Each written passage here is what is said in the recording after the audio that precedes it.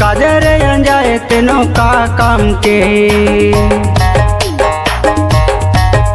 माथम बिंदिया सजाए ओहू का काम के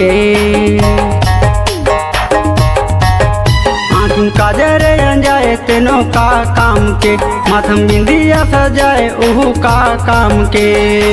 नहीं मिला जिंदगी में दोबारा मौका बने असन देख ले